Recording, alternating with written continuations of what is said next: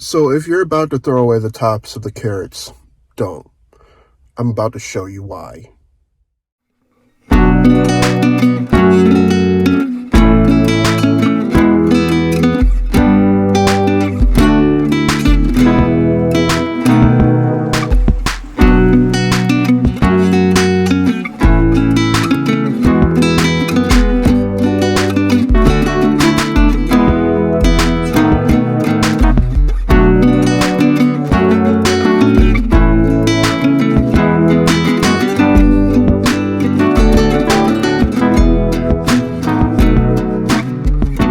What's up, everybody? We alive. Yet another day above soul. I'm about to go up in this price chopper, do some shopping. So a lot of people think that you need to discard the tops of the carrots. Today I'm going to prove to y'all that you can actually use them in a very creative way. So I have a friend of mine who lived in Oswego. He moved to Florida and he's actually visiting for the weekend. And they asked me to make some food because it's going to be a dish to pass, my bad. So I'm going to be making some buffalo chicken dip, and I'm going to be making a pesto pasta salad.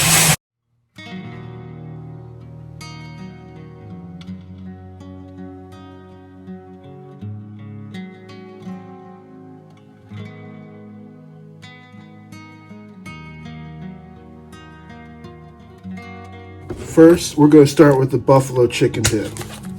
For this, you're going to need 2 boneless, skinless chicken breasts. 2 boneless, skinless chicken breasts, and you're going to cube that up. So we're going to cube it up.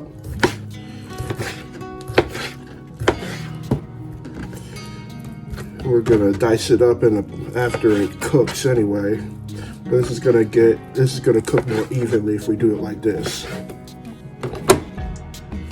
You're gonna need an 8-ounce brick of Colby Jack. And you're gonna need an 8-ounce brick of sharp cheddar. We're gonna put this in the food processor, and we're gonna grate it.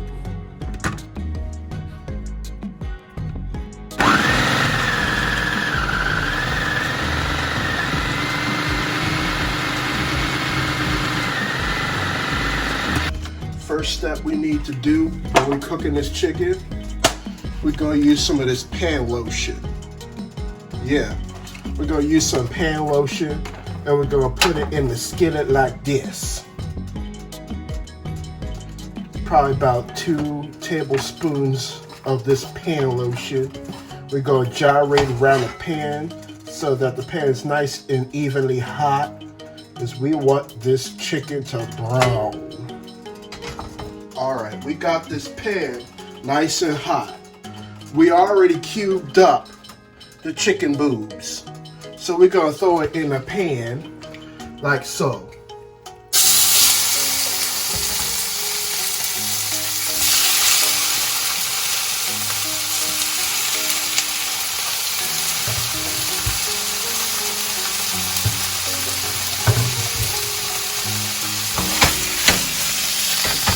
And now we're going to hit it with a little bit of salt.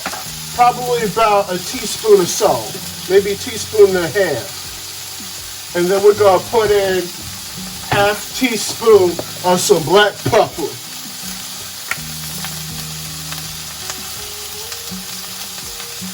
Because I'm representing the 410, I put this on everything, y'all. Where'd it go? Where'd it go? I'm looking for it. It's in my pen. Oh, here it is. Yeah. Old Bay. And it's going to be in your buffalo chicken dip. We're going to put a good helping amount of Old Bay in this. You know what? Just a little bit more. Because I want people to taste this Old Bay. New Yorkers, they don't know nothing about that Old Bay. So now that we got the chicken, salt, the pepper, up in our pan, we're gonna toss it around. Oh, sweet Jesus!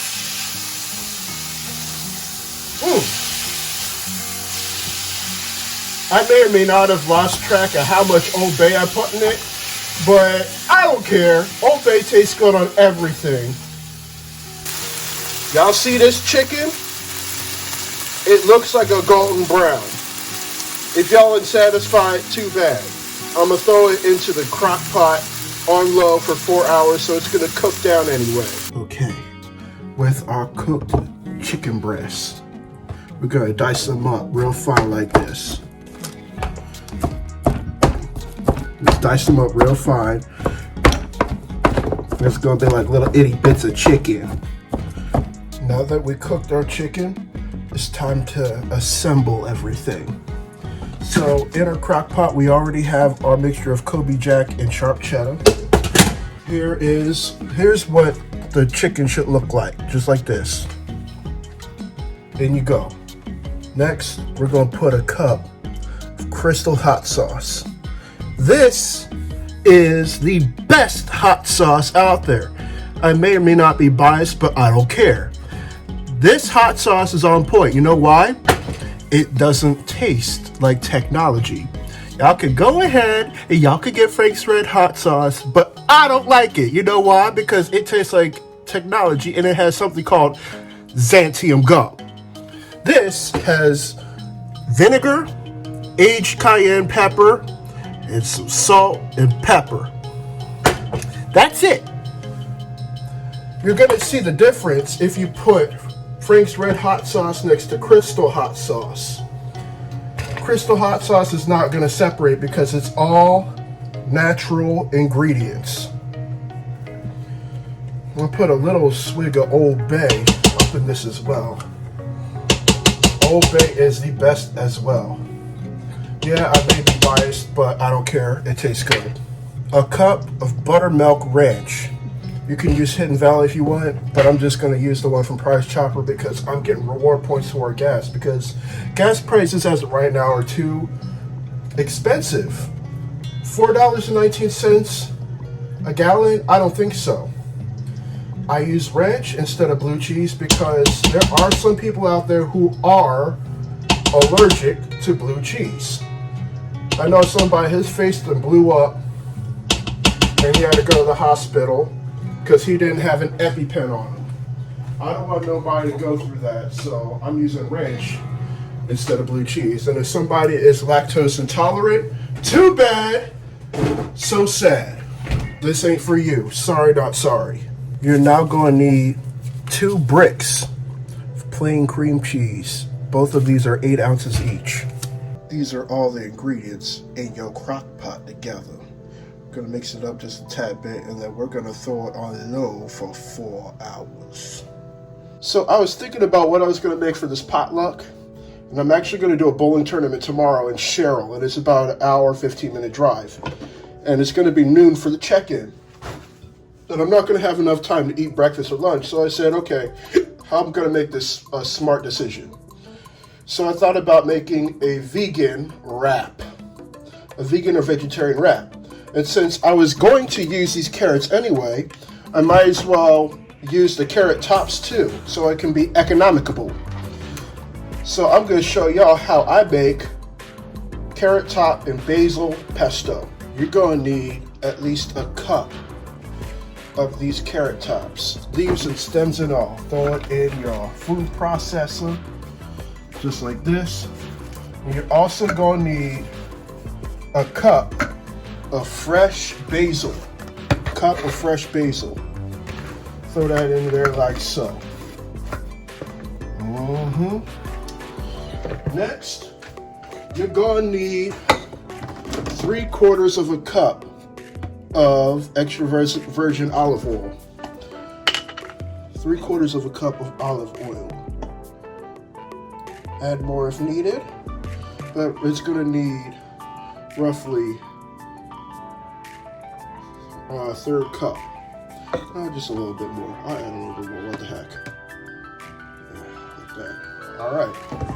Next, you're going to need 1/2 cup of Parmesan cheese. This next step is going to be optional. If y'all have a nut allergy, y'all don't need to add no nuts. So, I don't know if anybody who has a nut allergy in this party, So I'm gonna add some nuts. I'm gonna add probably 1/3 cup of pecans. Some people use pine nuts for their pesto, and that's fine. But some people don't like that taste of the pine nut. It tastes like a pine tree. So instead, I'm using pecans. So now that you got all your ingredients to your pesto, we're gonna take it for a little spin.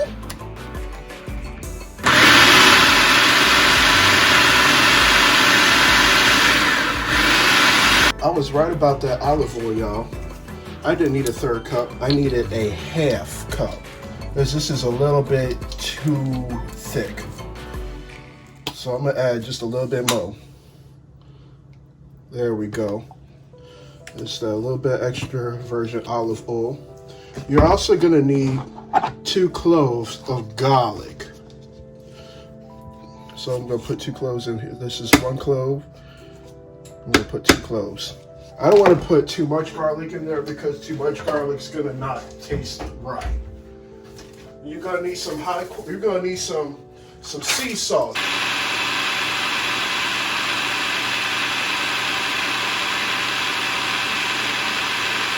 All right, pesto's done. Consistency should look something like this. Look like this.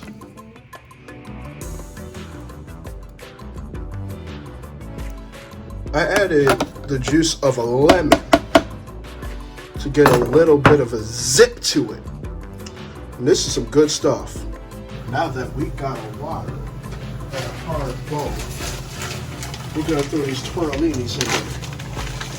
We're gonna cook the tortellinis for about 4 or 5 minutes. Okay, get hungry.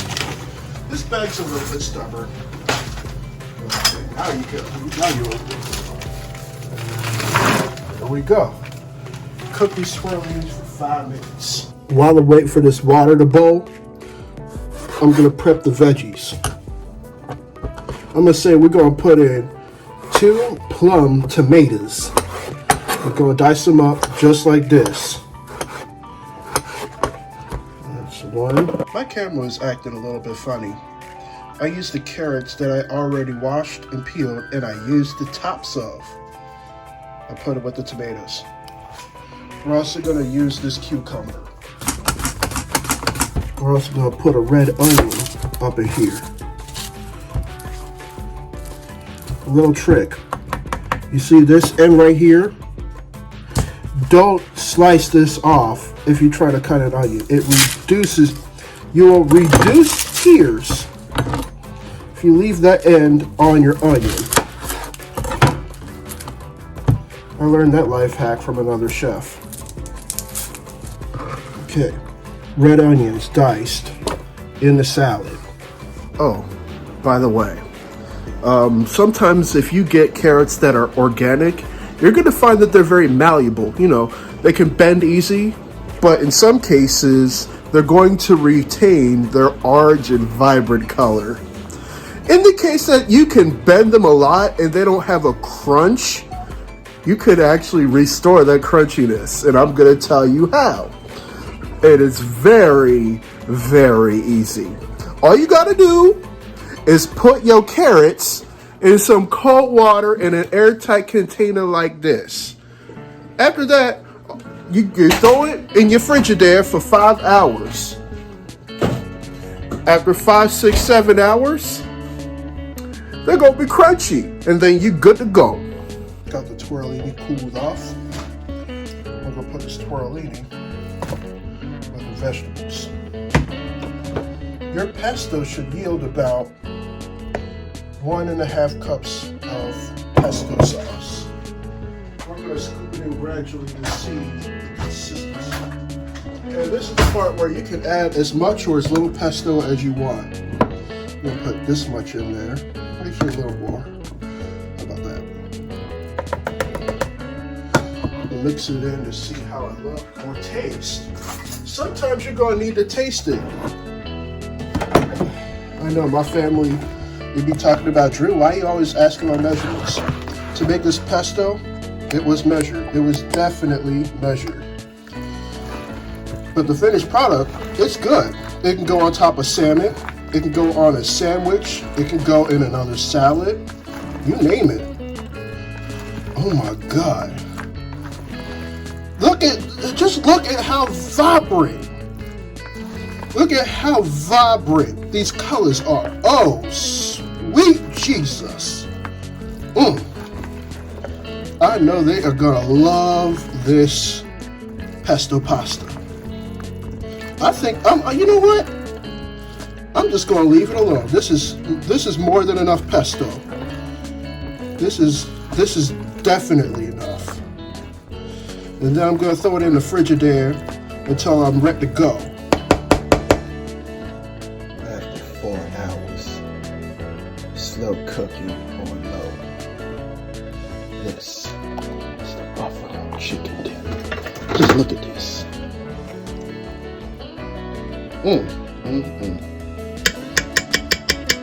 It smells absolutely amazing. Y'all wish you had it. You wish you did. And there you have it. I went over to that potluck and I threw down. They love the food. And they're like, Drew, can I have more of this pesto pasta? I just want to finish it off. I'm like, go ahead. I'll go ahead and take it. But there's a lot of other sustainable things that you can do with food. And I'm not going to stop there. Believe that. So once again, before we part ways and leave, I have a relatively important question to ask of you. If you went to sleep tonight and you didn't wake up the next day, would you truly be satisfied with the life that you live? If your answer is no, then it's most definitely time to do some soul searching and think about some of the changes that you need to make within your life. I say this because there's a lot of things within our society that discriminate. Death, however, doesn't discriminate. I want to thank each and every one of y'all for watching this content. Feel free to become a member of the LDX family. If this is your first, second, third, or whatever time watching, hit that subscribe button. It's right down below. I'm also going to include the links to my Etsy and Instagram, along with the 2 recipes that I showed y'all today, right within the description. I leave you all with much love, good spirits, and vibes. Until next time, I'll see y'all later. I'm out.